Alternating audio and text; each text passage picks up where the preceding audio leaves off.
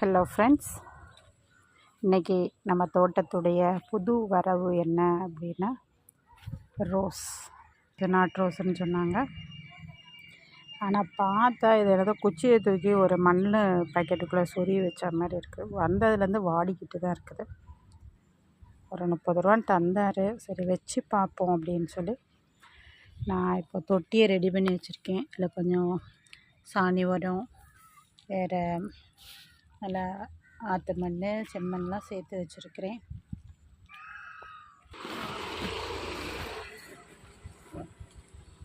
பாருங்கள், கவரை வச்சுட்டு நான் அடியில் வேர்லாம் தெரியுது.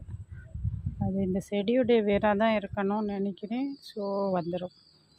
கொஞ்சம் வளர்த்தணும். லீஃப்லாம் அப்படியே காய ஆரம்பிச்சிட்டோங்க, எதுக்குன்னு தெரியல. சரி பார்ப்போம் வருதான்னு சொல்லிட்டு வச்சுருவோமா.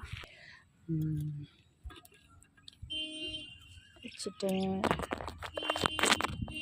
என்ன அப்படின்னா நிறைய கொஞ்சம் இந்த ஓடை மண்ணுன்னு சொல்லுவோம்ல, செம்மண்ணும் இந்த அரைச்சிக்கிட்டு வரும்ல மண், அதெல்லாம் நான் எடுத்துகிட்டு வந்தேன். அதையும் இதுக்கு மேலே போட்டுக்கலாம்.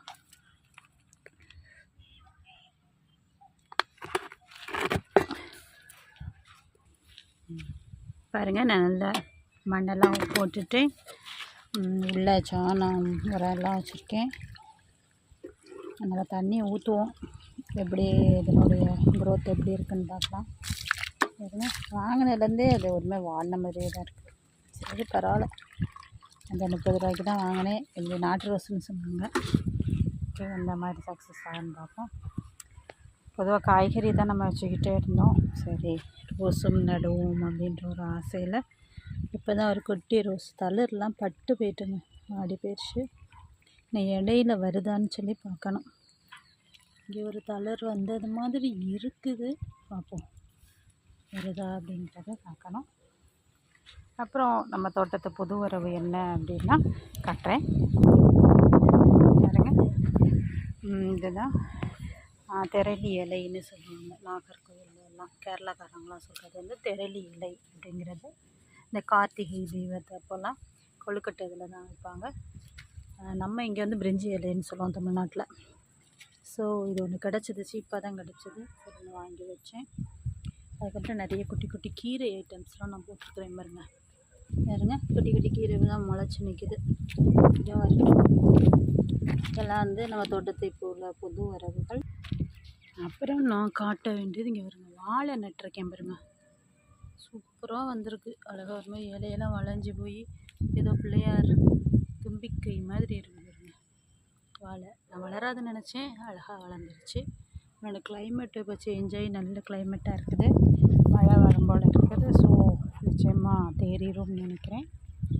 அப்புறம் இன்னொரு வாழை காட்டுறேன்னா இங்கே வருங்க, இன்னொன்று சூப்பராக வளர்ந்துன்னைக்கு ஒரு 3 இலை விட்டுருச்சு. மழையில் இது ஏதோ புசு புசுன்னு ஓடுதுங்க, என்னன்னு தெரில, பார்ப்போம். குட்டி பக்க கிளை மாதிரி ஒன்று அதுவும் வளருது. சரி பரவாயில்ல, இலைக்கு கிடைக்கும்ல, வளர்த்திக்கிறோம். ஏன் அதை வேஸ்ட் பண்ணுவானே. நல்லா வளர்ந்துருச்சு. இதான் எங்கள் தோட்டத்து புது வரவு.